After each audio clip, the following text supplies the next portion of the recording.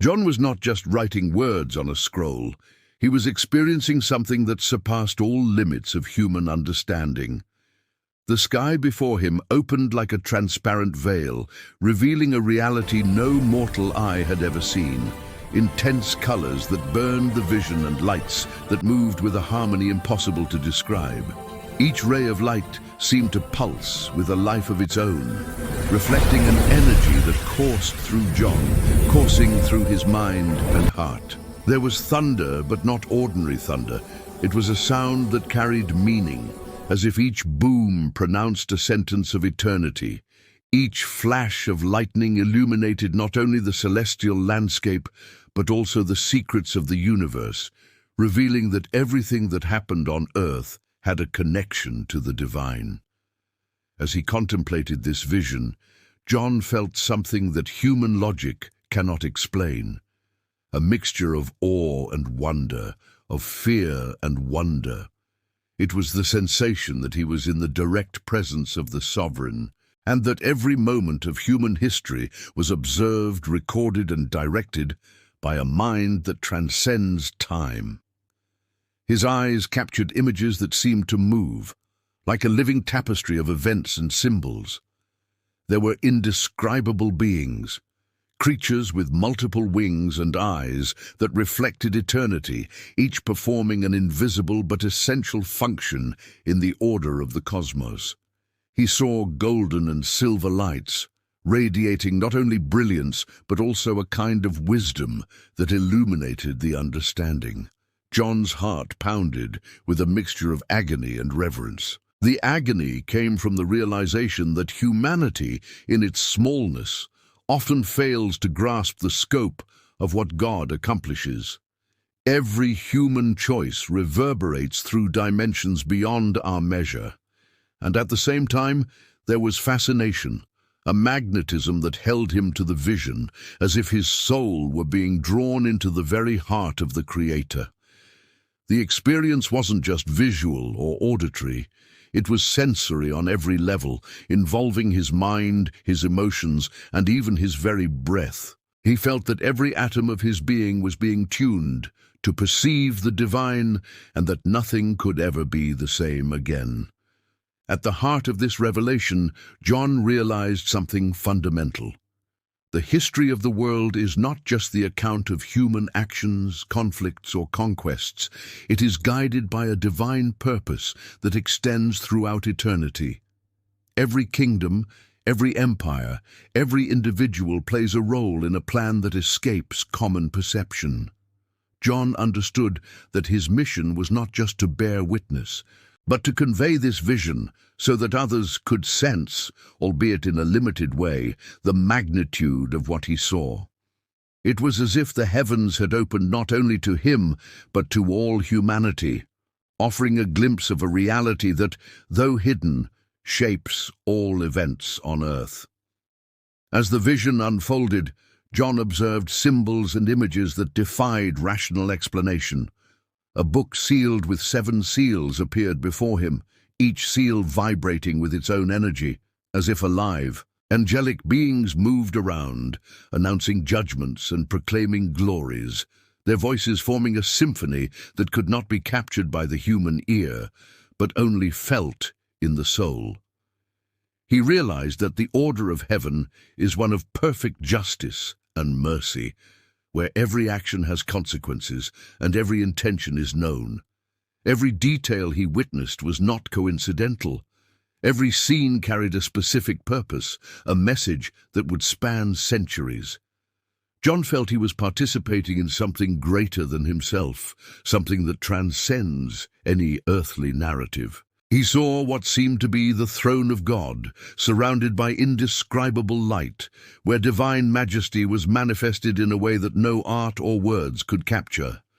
There was an aura of absolute authority, but also of love and compassion, a combination that left John both frightened and comforted. He understood that God's power lies not merely in strength or judgment, but in the ability to sustain and guide all creation with infinite wisdom.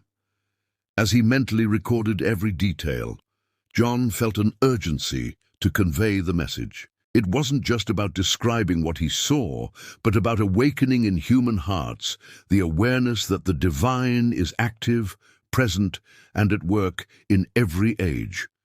It was a call to vigilance, faith, and reverence. He understood that those who look only at the surface of history miss what is being revealed at the heart of time, that nothing happens outside of God's purpose, and that every human tribulation and victory are part of a greater plan. The vision of heaven also revealed the complexity and beauty of spiritual creation. John perceived a harmony between forces beyond human comprehension, a balance between light and darkness, justice and mercy, judgment and grace. He witnessed the interdependence of all things, from the greatest empires to the smallest gestures of goodness or evil, all reflecting the heavenly order. This realization generated in John a mixture of profound awe and boundless wonder, a recognition that he was facing a reality few could imagine. Every flash of lightning, every thunderclap, and every being that appeared in the vision carried a spiritual message. John felt that the experience was not just for him, but for all who seek to understand divine purpose. He realized that the apocalypse is not just about the end of ages, but about the revelation of all the truth hidden from human perception.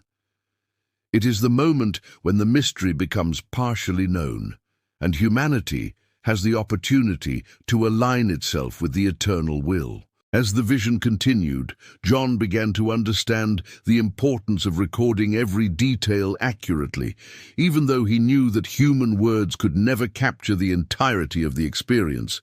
He saw the power of spiritual communication, that through the right words, the right narrative, even a glimpse of heaven could touch hearts, awaken faith, and spark transformation. Every scene he witnessed was a lesson, an instruction on how the divine works in the world and how humanity is called to respond. The impact of this vision was not merely intellectual, it was profoundly emotional. John felt his own soul being purified, elevated, and challenged.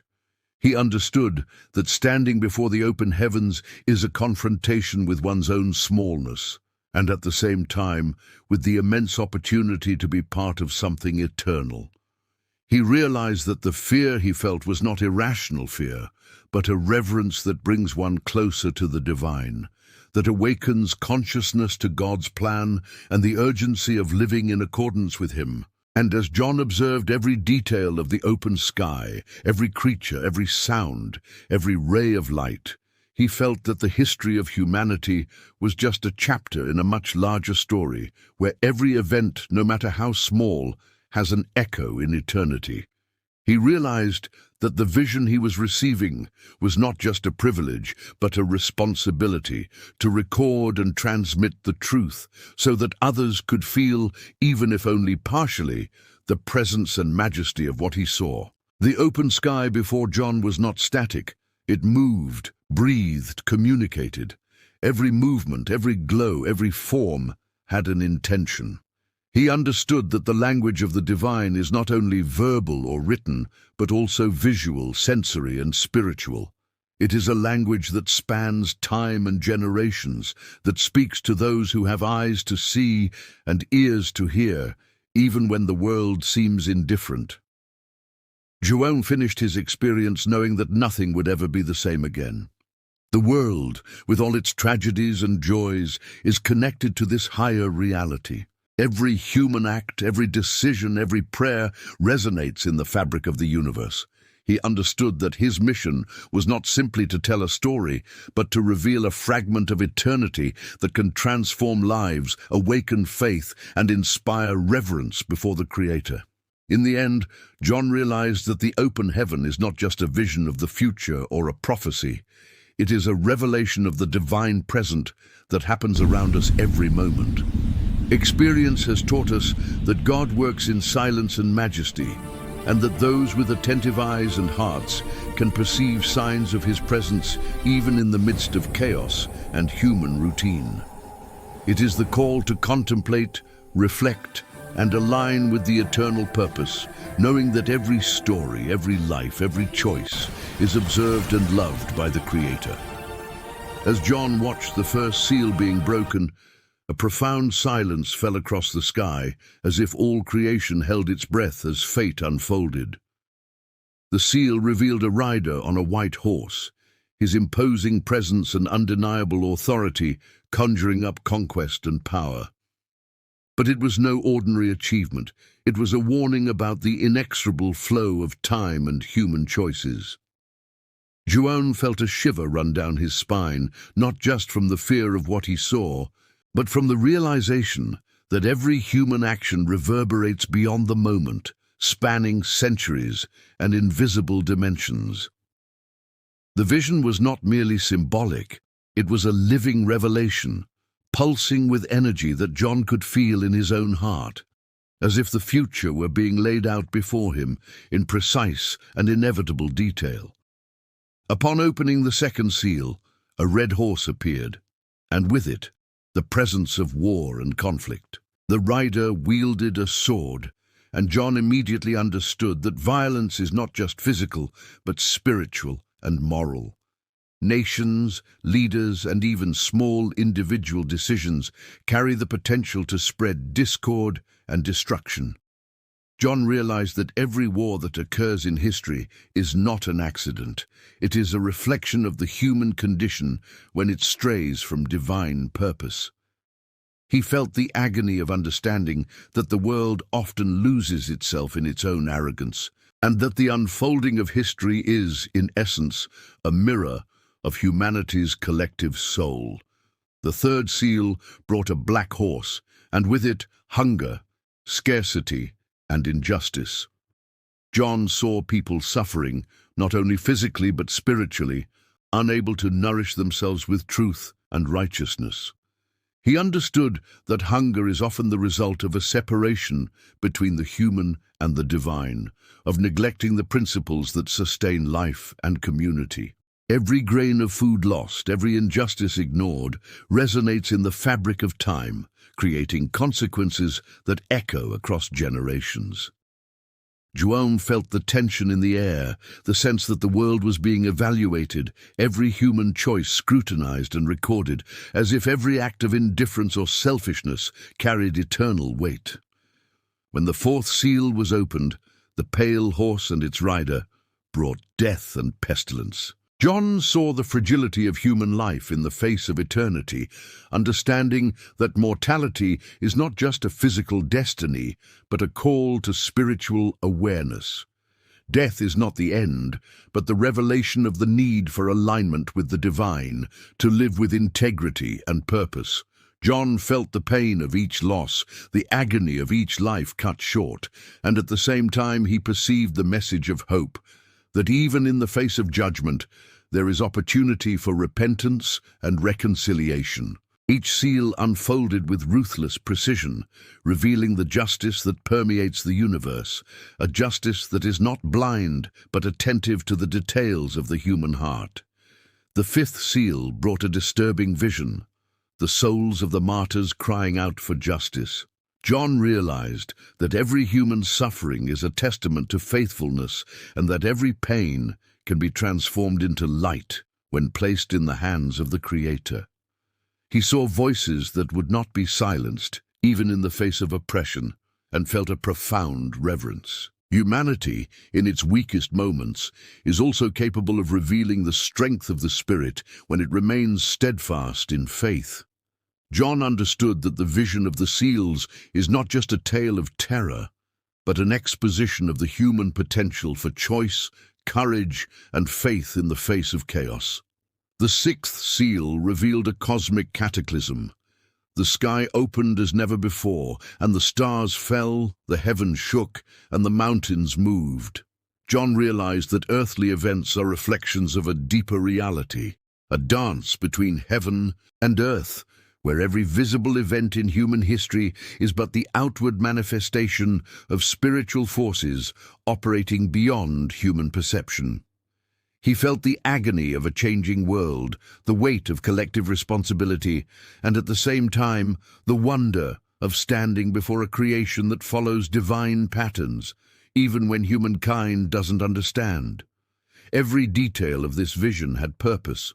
Every apparent catastrophe was, in fact, a lesson in order, justice, and alignment with the eternal. The seventh seal brought absolute silence. John experienced a moment of suspension, as if the entire universe had stopped to listen to the Creator's voice. In this silence, the magnitude of eternity became palpable, and every human soul could perceive the interconnectedness of all things. He understood that the seventh seal was not only the end of the judgments, but the beginning of a new revelation, the promise of restoration and the opportunity to align with divine will. Tension turned to anticipation, and John realized that revelation is not just about punishment, but about revealing truth, about opening a way for humanity to understand its place in the eternal plan. As the seals unfolded, John sensed that time is not linear, but an interwoven tapestry of choices, consequences, and divine purposes. He realized that each seal is a living message, transcending fear and destruction, revealing that God's justice is a force that corrects, guides, and purifies. Every scene he witnessed was filled with lessons about responsibility, faith, and integrity. John understood that revelation, though filled with images of judgment, is also a call to transformation, vigilance, and hope. The emotional impact on John was profound. He felt agony at the calamities, but also a quiet fascination, an awe at the perfection of divine order, even amidst apparent chaos. He realized that nothing happens outside of God's purpose, and that every human action is part of a greater design, where justice and mercy coexist in ways that the human mind can barely comprehend. John saw that the seals were not just future events, but reflections of spiritual truths already operating in the present, influencing decisions, lives, and destinies. As he recorded every detail, John realized the importance of faithfully conveying these images. He knew that the symbols, colors, movements, and beings he observed were coded messages, meant to awaken understanding and reverence in his readers. Each seal that opened was a call to conscience, to reflect on what it means to live in a world where choices have eternal consequences. He understood that the vision of Revelation is a spiritual map, a guide to understanding the relationship between the human and the divine, between the earthly present and eternity. John felt that the opening of the seals was not simply a celestial spectacle, but an exposition of the truth about human nature, the justice of God, and the interdependence of all things. He understood that humanity often fails to realize the impact of its actions beyond the visible, and that each seal brings a lesson about repentance, vigilance, and faith. The apocalypse is not just a tale of impending destruction. It is the revelation of what already exists in human hearts, of what needs to be transformed and redirected to align with the Creator's will. In the end, John realized that each seal, however terrifying, was also an opportunity for understanding, spiritual awakening, and reconciliation. He understood that Revelation is both a story of judgment and an invitation to hope, faith, and conscious action. Experience showed that divine justice is not distant, but close, active in every moment, reminding humanity that nothing escapes the Creator's observation and wisdom. What John witnessed with the seven seals is, therefore, more than a prophecy. It is a manual of spiritual awareness, an exposition of the workings of divine justice, a call to reflect on the impact of our choices, and a reminder that every action, word, and thought carries eternal weight. He invites us to look at history and our own lives with new eyes, aware that each moment is an opportunity to align with the divine and live according to the eternal plan.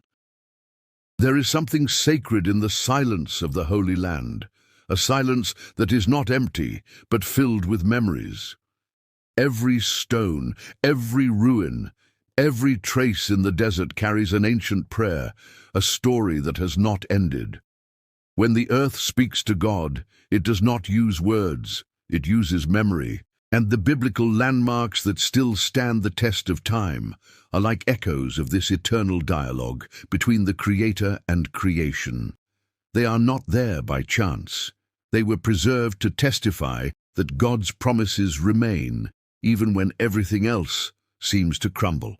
Walking through these places, one senses that the ground breathes faith. The same soil that saw prophets weep, kings conquer, and peoples perish, continues to hold the signs that heaven never completely departed from earth.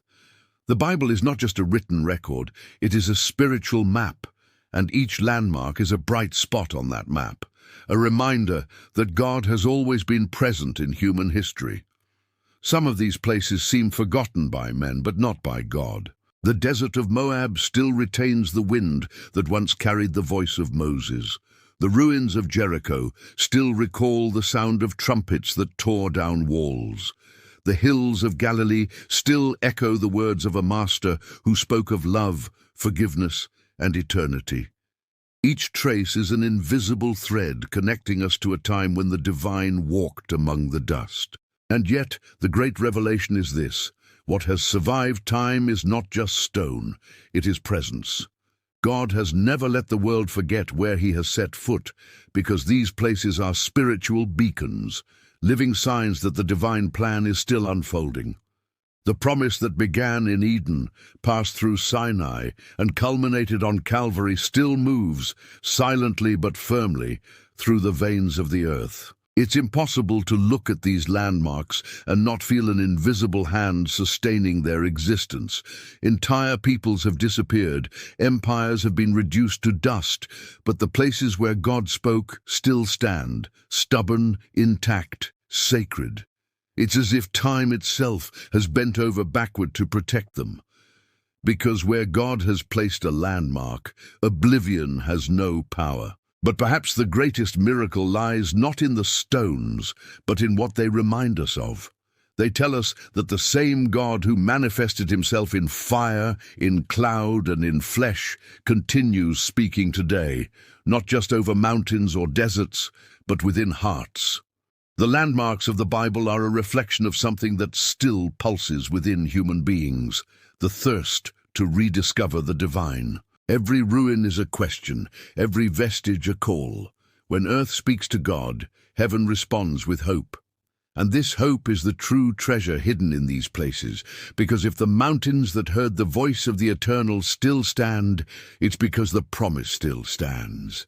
If the Jordan still flows, it's because grace still flows. If Jerusalem still breathes faith, it's because the plan isn't finished. The earth speaks to God through time, and we are witnesses to this dialogue. Archaeology can decipher stones, but only faith understands what they say.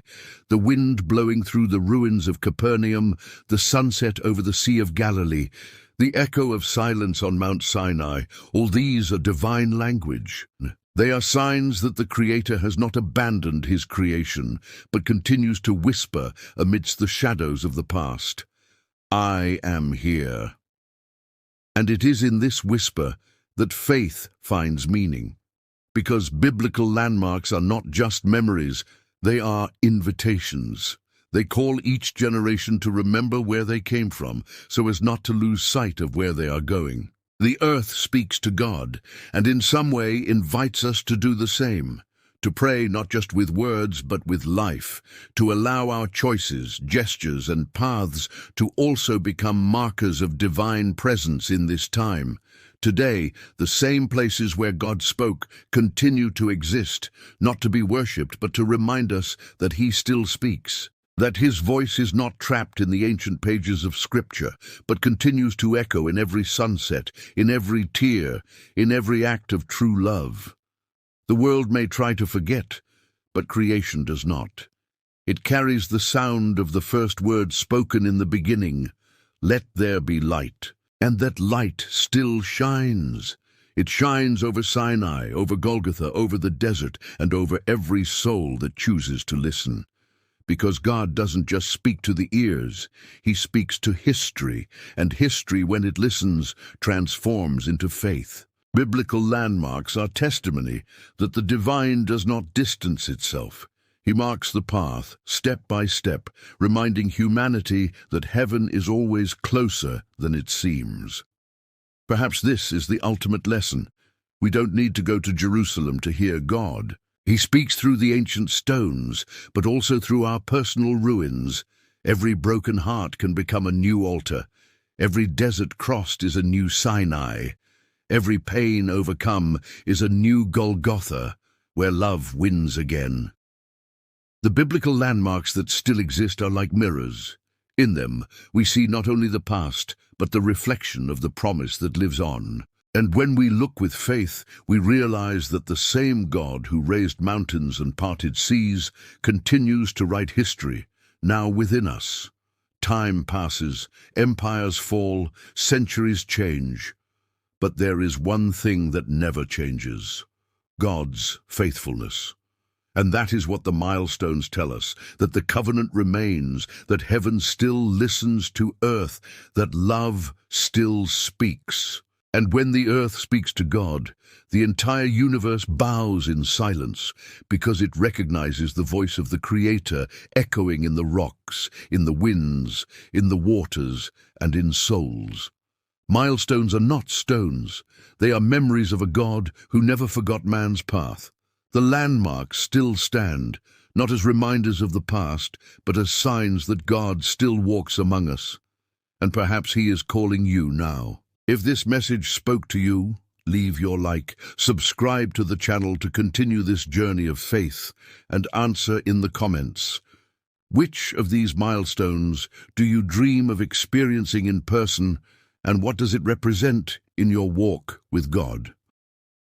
When the trumpets began to resound, John immediately realized that the sound was not merely auditory, but spiritual, penetrating every heart and revealing what was hidden. It was as if the entire universe trembled before the touch of eternity, and every living being felt the responsibility of its own existence. Nations, with their glories and corruptions, their empires and small villages, were exposed to the light of a justice that knows no limits or excuses. John saw kings, rulers, and common people bow, not just out of fear, but out of a sudden realization of the weight of their choices and actions. The judgment was not uniform. Each nation bore its own transgressions and merits, and the trumpet not only announced chaos, but revealed the truth that inhabited every land and every heart. John realized that divine justice is complex and meticulous, not an arbitrary decree, but a profound examination of intentions, thoughts, and actions. Every nation, every city, every human community was confronted with what truly sustained its moral and spiritual fabric. Some recognized themselves as corrupt, others as faithful, and many experienced a mixture of fear and regret, a tension that John described with almost palpable precision. As the sound of the trumpets intensified, John noticed that human perception was expanding. The vision was not of isolated destruction, but of an interconnected web, where one person's actions reverberate upon others, where collective selfishness creates consequences that extend far beyond the moment. He observed that some nations had built their power on injustice and oppression, while others, even amid poverty and weakness, maintained values of compassion, justice, and fidelity. This vision revealed that the true measure of a nation is not its military or economic strength, but the integrity of its hearts and its ability to align itself with divine principles. John felt intense agony as he perceived the contrast between leaders who ignored the voice of the Spirit and those who honestly sought justice and truth. Every action, every policy, every social decision carried spiritual implications. The judgment of the nations was not just a distant narrative. It became intimately real to each reader, reminding them that responsibility is both individual and collective. The time for concealing faults and disguising intentions was over, and before eternity, the truth was revealed with overwhelming clarity. As he observed the nations, John realized that the impact of judgment was not limited to humans. The lands, rivers, and cities reflected the consequences of their inhabitants' behavior. He saw desolate landscapes, devastated forests, and rivers carrying the residue of injustice, as if the planet itself were responding to human morality. The earth, in this apocalyptic moment, became a silent witness to the faithfulness or neglect of its children. John understood that the physical and spiritual worlds are intrinsically connected, and that the judgment of the nations is both a purification and a revelation of the invisible patterns that govern life. The despair that permeated the vision was not mere terror, it was a call to conscience. John realized that humanity in its blindness often ignores signs and warnings that come in subtle forms, but when judgment finally presents itself, there is no escape.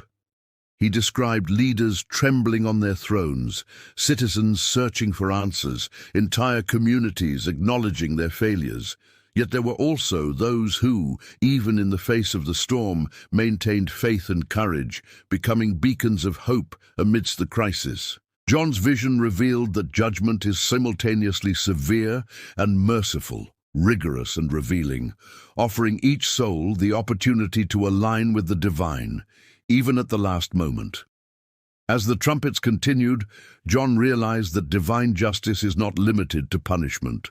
It reveals and transforms. He saw humble leaders acknowledge wrongdoing, communities unite to redress injustices, and individuals awaken to the need for change. The appeal of judgment was not merely external, it was deeply internal, prompting introspection, repentance, and commitment to eternal values. John understood that the true impact of revelation lies in the spiritual awakening that accompanies the exposure of truth, an opportunity for transformation before time ends. Each trumpet blast was accompanied by powerful imagery. John saw mountains tremble, seas roil, cities plunged into light and shadow, reflecting the complexity of divine justice. He noted that the judgment was not uniform. While some regions experienced destruction and chaos, others were preserved, blessed, or shown in their integrity as examples of faithfulness. This contrast intensified the understanding that God does not judge arbitrarily, but according to profound standards that balance mercy and righteousness, that respect human freedom and individual responsibility. The reader is led to feel the tension John experienced, a mixture of fear and reverence, despair and hope. Each vision reveals the depth of human and spiritual interconnection, showing that invisible actions have eternal repercussions. John realized that there is no room for illusion. The mask falls before eternity, and each nation, city, and individual is confronted with the reality of their inner state. He emphasizes that the judgment of the nations is ultimately a call to fidelity, integrity, and reverence before the Creator.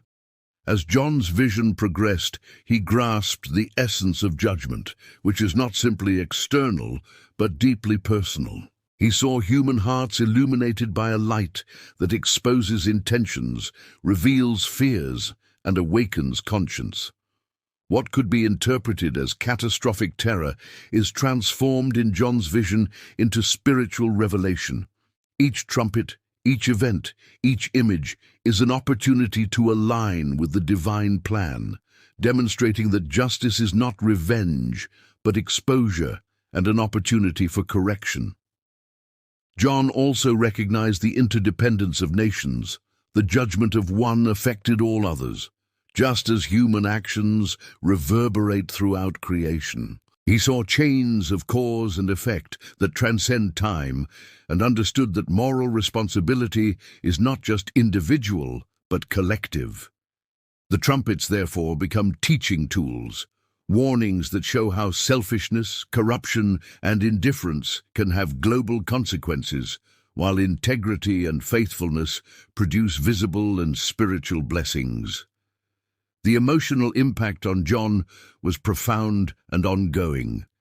He felt the weight of human agony, but also the enormity of the opportunity that presented itself. Every nation could choose, every leader could decide, and every individual could transform their destiny. The judgment of the nations is not just a tale of terror, but a lesson in conscience and responsibility, a map for understanding the relationship between the human and the divine, between visible time and eternity. As John concluded this section of the vision, he realized that each trumpet echoed not only in history, but in the hearts of all who observed it. He felt that revelation, though intense and often frightening, is also an opportunity to awaken, reflect, and choose. He understood that the judgment of the nations reveals truths that transcend apparent destruction, showing that even in the midst of chaos, God offers a chance for alignment, restoration, and faithfulness. What John conveyed to the world with this vision is, therefore, more than future events. It is an invitation to deep reflection, to the evaluation of one's own life and society. Every trumpet, every nation confronted, every exposed action serves as a warning and a guide for those willing to listen. He reveals that eternity is not distant, it touches the present, and every choice is meaningful, every life has weight, and every moral decision resonates beyond time and space. In the end, John's message is clear. The judgment of the nations is severe, but it is also merciful, rigorous, yet full of opportunities. He reminds us that God's justice is comprehensive, penetrating, and revealing, and that even in the face of apparent calamity, there is hope for those who repent, align themselves, and live with spiritual awareness. Revelation, in this context, is not just a story of destruction, but an opportunity for redemption and a deeper understanding of the interconnection between the human and the divine. As the trumpets blared and the judgment of the nations unfolded, John realized that Revelation was not only a narrative of destruction, but also a call to action for those who remain faithful. Amidst the chaos and fear, a luminous presence emerged, invisible to ordinary human eyes, but tangible to those whose hearts were aligned with divine truth. This army was made not of men or horses, but of souls who embraced faith, who rose even when everything around them seemed to crumble. John felt profound joy in understanding that the history of the world is not a passage of despair, but a battle in which courage and faithfulness are powerful weapons. Each spiritual warrior, according to John's vision, carried not physical weapons, but an invisible armor of faith. The tribulations that ravaged the earth, the conflicts between nations, the diseases and calamities were incapable of touching those whose hearts remained steadfast in the divine purpose. John described how each act of trust, each silent prayer, and each gesture of love became a protective shield, a force that repelled darkness and strengthened the light in the world. He realized that the struggle was not just external, but waged within each heart, an internal battle between fear and faith, doubt and hope. John contemplated scenes of entire communities, small and large, where ordinary people, men and women, rose up as warriors of light. In their homes, alongside their families, or in secluded places of meditation, they not only survived the storms, but radiated courage and compassion, becoming spiritual anchors in a shaken world. Each prayer became a ray of light that illuminated the darkness, and each act of kindness a testimony that faithfulness can change the course of history.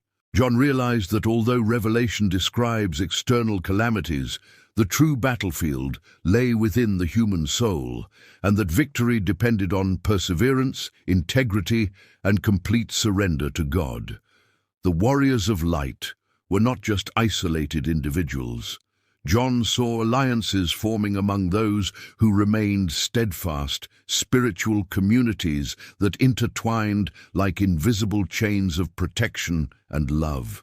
They were guided by angels and celestial forces, beings of light who intervened at the right time, protecting the faithful from the snares of darkness and strengthening their resolve. Each heavenly intervention, each sense of inexplicable comfort during trials, was a confirmation that those who aligned with the divine plan were included in the king's army. This vision made it clear that, even amid seemingly catastrophic events, there is a greater purpose, and that history is not driven by chaos, but by the order and intention of the Creator. John described moments of intense tension in which spiritual warriors faced internal fears that manifested as shadows and shadows of despair. It wasn't a physical confrontation, but an emotional and spiritual struggle where every negative thought or doubt represented an adversary to be defeated. Faith, in this context, became the sword that cuts through illusions, while courage acts as a shield that keeps the heart steadfast. John realized that the inner battle is continuous and requires vigilance, prayer, and commitment, but it is also the field where the glory of faithfulness is manifested.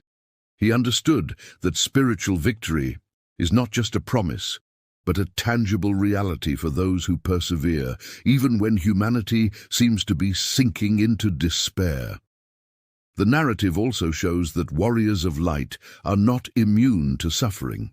John saw that they feel pain, face loss, and face challenges, but their perspective differs from that of those who remain trapped in fear. Each trial becomes a learning experience, each difficulty an opportunity to strengthen faith and determination. John emphasized that true courage is not the absence of fear, but the ability to move forward even when fear presents itself.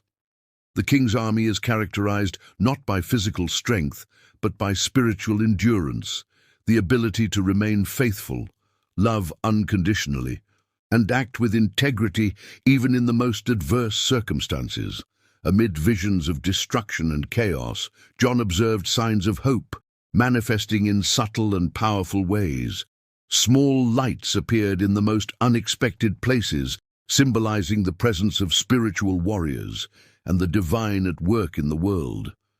He realized that these lights, however fragile they may seem, possessed the power to transform entire environments, influence decisions, and inspire hearts. Thus, the vision of the king's army was not just a distant promise, but a dynamic and present reality, accessible to all who wish to align themselves with divine will. John also emphasized that each spiritual warrior has a specific role.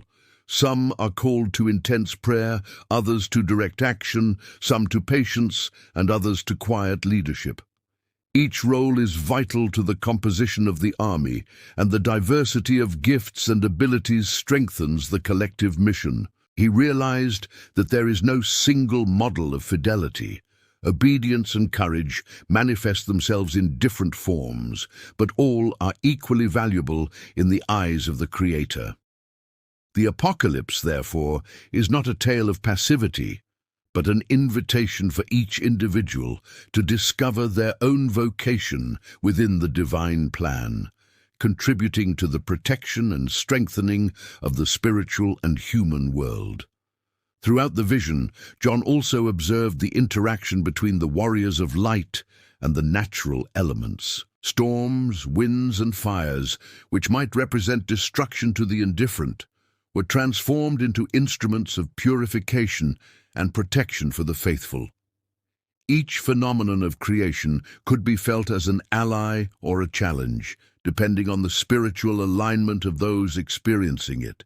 This relationship reinforces the idea that the universe responds to integrity and faith, and that the king's army does not fight alone. Creation itself cooperates with those who persevere in the light. John also described the importance of constant vigilance. The king's army is not kept strong by isolated actions alone, but by a daily commitment to prayer, study, meditation, and the practice of justice. Every moment of attention and dedication becomes an invisible fortress against the forces of darkness, and every act of sincere love reinforces our spiritual armor. John realized that faithfulness is not occasional, it is continuous, shaping not only individual destiny, but also influencing the course of history, demonstrating that the apocalypse is both personal and collective. The hope that permeates John's vision is profound. Even in the face of the magnitude of the judgments and the trumpets, he shows that those who remain faithful are never alone. The king's army acts in harmony, invisible to ordinary human eyes but real and powerful. Each spiritual warrior contributes to a cosmic balance, protecting the innocent, strengthening the righteous, and confronting the shadows that threaten hearts and societies. John emphasizes that courage and faith not only save, but transform, revealing that the history of the world is continually shaped by those who choose to fight with integrity and devotion. Ultimately, John concludes that the king's army is a living testament to the fact that darkness will never completely prevail. Light, though initially limited in quantity, is infinite in essence and effect. Each individual who chooses to remain faithful, even in moments of doubt and fear, strengthens the divine presence in the world, creates a safe space for others, and contributes to the fulfillment of the eternal plan.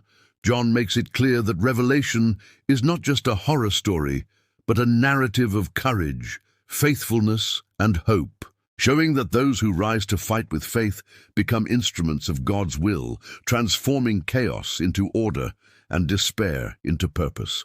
As John contemplated the final events of Revelation, a sense of completeness enveloped his soul. All the trumpets, seals, and voices that had announced judgments and trials now united in heavenly harmony, preparing the ground for what would be the eternal kingdom. It was no longer a matter of fear or uncertainty, but of living, pulsating hope, transforming every scene of conflict into a prelude to consecration. John realized that all the suffering, every battle fought by the nations, and every act of courage by the king's army were not in vain. They were threads woven into a divine tapestry of redemption. The vision of the restored kingdom was not merely physical, but spiritual, touching the hearts of those who contemplated it with reverence. The heavens opened as never before, and God's presence was intensely manifest. Rays of light pierced the dense clouds, illuminating every detail of the renewed creation. John described streets of gold and crystal-clear rivers, but more than the material splendor, what was striking was the atmosphere of peace, harmony, and worship that enveloped all the inhabitants. Every soul present was in perfect communion with the Creator, free from fear, pain, or doubt. The reader is led to realize that this is not a distant and inaccessible vision, but a concrete promise, a destiny reserved for those who chose to remain faithful and vigilant throughout the narrative of Revelation. The victory of the eternal kingdom does not arise out of thin air. It is the fruit of the perseverance of those who faced chaos with faith. John shows that every tear shed, every act of courage, every silent prayer, every moment of resistance in the face of darkness contributed to establishing this reality. Injustices are redressed, the innocent receive comfort, and those who maintained integrity find eternal reward. The narrative makes it clear that evil, no matter how powerful it may seem, never prevails against the obedience and courage of those who trust in the divine plan.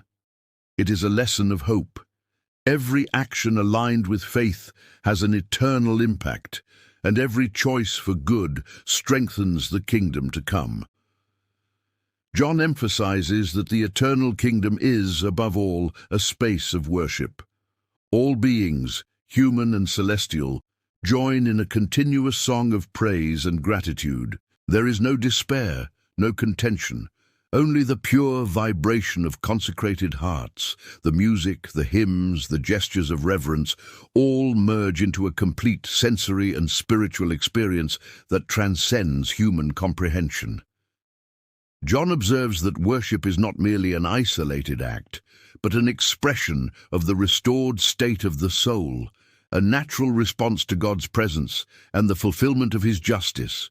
Every note and every word spoken resonates throughout creation, reaffirming the victory of good over evil. The reader is invited to understand that revelation, so often interpreted as a warning or prophecy of destruction, is also a narrative of hope and consecration. Each preceding block, the opening of the seals, the judgment of the nations, the mobilization of the king's army, inevitably leads to this culmination. The message is clear. The temporary chaos of human history serves to purify, strengthen, and prepare those who remain faithful. John offers his audience an opportunity for profound reflection. Everything we experience and observe, however turbulent, is part of a greater plan that aims to restore order, justice, and harmony between heaven and earth. In describing the established eternity, John emphasizes the experience of complete freedom.